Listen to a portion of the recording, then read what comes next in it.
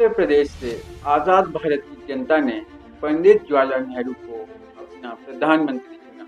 489 लोकसभा और 3,283 राज्य विधानसभा सीटों के लिए आयोजित पहले आम चुनाव में कांग्रेस को जनता का भारी समर्थक देखने को मिला। जहां एक तरफ चुनावी दंगल से जनता ने कई नए चेहरों पर भरोसा जताया, तो कई राजनीतिक दिग्गजों को हार का मुंह देखना पड़ा, जिसमें जय नारायण व्यास, मोरारजी देसाई, आचार्य कृपलानी से लेकर डॉक्टर भीमराव अंबेडकर शामिल थे। नमस्कार दोस्तों, स्वागत है आपका मेरे इस खास कार्यक्रम लोकतंत्र की यात्रा में। लोकतंत्र की यात्रा के इस दूसरे एपिसोड में, जहां हम बात करेंगे पहले आम चुनाव के नतीजों की ने जनतंत्र की नींव रखी। इसके लिए करते हैं चर्चा की शुरुआत। पहले चुनाव के बाद देश के हालातों में कई बड़े बदलाव हुए। आज़ादी से पहले जो समूह एक साथ काम कर रहे थे, अब इनमें विद्रोह के बीच फूट पड़े। जहां एक और पहले चुनाव में गिनती के ही राजनीति थे, तो वहीं दूसरे चुनाव तक आते कई पार्टियों का जन्म हो चुका था। साथ ही 1951 की जनगणना के आधार पर निर्वाचन क्षेत्रों को फिर से निर्धारित करने के लिए 1952 में बड़ी सीमन आयोग का गठन किया गया था। इसके अलावा न्यायमूर्ति फजल अली के नेतृत्व वाले राज्य पुनर्गठन आयोग ने 1955 में अपनी सिफारिशें की, जिन्हें साल 1956 में लागू किया गया था। इस प्रकार राज्यों की सीमाएं पहले लोकसभा चुनाव के दौरान की सीमाओं से भिन्न। बहरहाल राजनीतिक समीकरण को ढालने के बाद अब बारी थी देश को विकास के सूत्र में बांधने की। दरअसल जनता द्वारा चुनी हुई नई नवीली सरकार ने भारत के विकास से संबंधित अपनी योजना जारी की और इसके साथ ही शुरुआत हुई पंचवर्षीय योजना की। पहले पंचवर्षीय योजना में भारत के प्रथम प्रधानमंत्री पंडित जवाहरलाल नेहरू ने देश के आर्थिक विकास पर जोर दिया, जिसमें कृषि क्षेत्र पर ध्यान केंद्रित किया गया और साथ ही बांधों और सिंचाई में निवेश की शुरुआत की गई। यह वही दौर था जब भाखड़ा नंगल बांध के निर्माण की नींव पड़ी थी।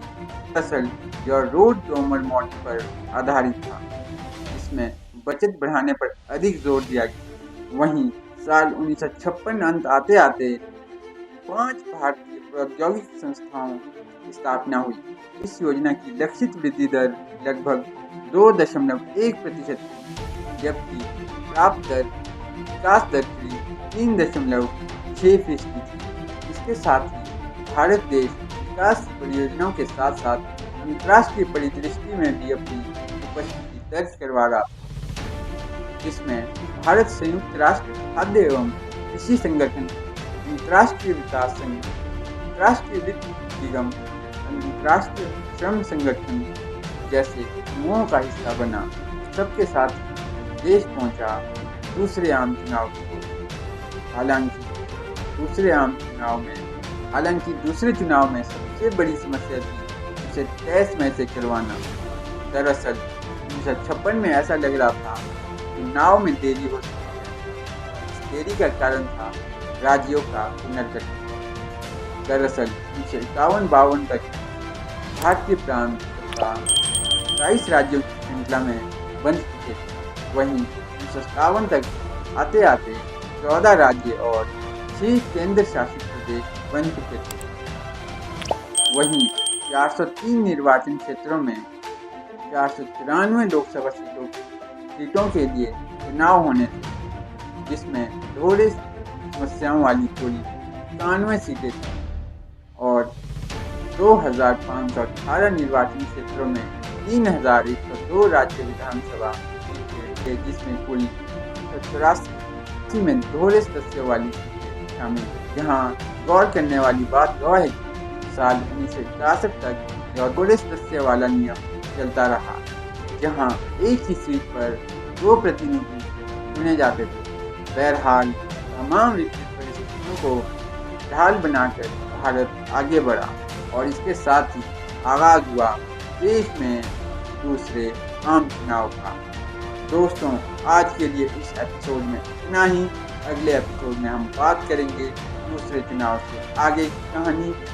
अभी दीजिए मुझे इजाज़त, मिलते हैं दूसरे एपिसोड में। तो दोस्तों, आप लोगों को मेरे एपिसोड पसंद आ रहे हैं, जो ये सीरीज अच्छी लग रही है लोकतंत्र की यात्रा, लाइक शेयर ज़रूर करें और इसे सब्सक्राइब भी ज़रूर करें।